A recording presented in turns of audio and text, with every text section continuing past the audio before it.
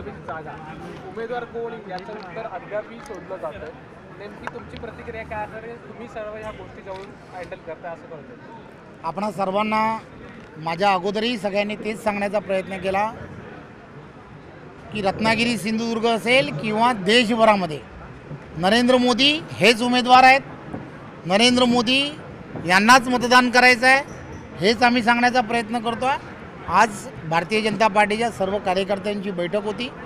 NDAचा जो कोणी उमेदवार असेल त्या NDAच्या उमेदवाराला आपण सर्वांनी पूर्ण ताकदीने आणि पूर्ण क्षमतेने एकत्र येऊन सर्वांनी काम करायचं आहे।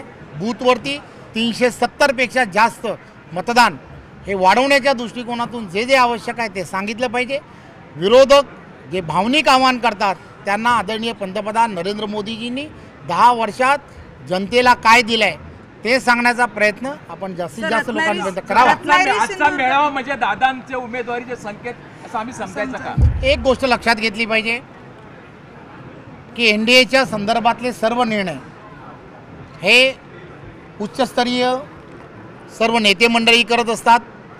आम्ही सर्व भारतीय जनता पार्टीचे कार्यकर्ते गेली वर्षानुवर्ष संघटनात्मकदृष्ट्या जो महायुतीचा उमेदवार असेल त्या महायुतीच्या उमेदवारासाठी प्रचंड जी मेहनत करावी लागते, कार्यकर्त्यांची एकजूट करावी लागते, त्यांच्यामध्ये कुठेही संभ्रम होऊ नये या मानसिकतेमध्ये त्यांना सर्वांना एकत्र ठेवणं हे काम संघटना म्हणून आम्ही सर्वजण करत असतो। आज जिल्हाध्यक्ष दोन्ही रत्नागिरीचे दक्षिण आणि उत्तर दोन्ही जिल्हाध्यक्षांनी इथल्या असणाऱ्या 3 या रत्नागिरी आणि सिंधुदुर्गामधल्या असणाऱ्या 3 ज्या असणाऱ्या विधानसभेचे मतदारसंघ आहेत या मतदारसंघामध्ये प्रत्येक बूथवरच्या बूथ वॉरियरला प्रत्येकाला आज इथे निमंत्रित केलं होतं आणि त्यांना सर्वांना जी दिशा दिली पाहिजे, NDAचा उमेदवार कोणत्याही परिस्थितीत विक्रमी मताने जिंकला पाहिजे ती दिशा देण्याचं काम आज आम्ही केलं। धन्यवाद।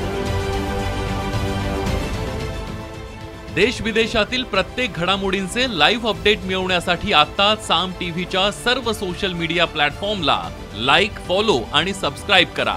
तसंच सर्व नोटिफिकेशनसाठी बेल आयकॉन प्रेस करायला विसरू नका।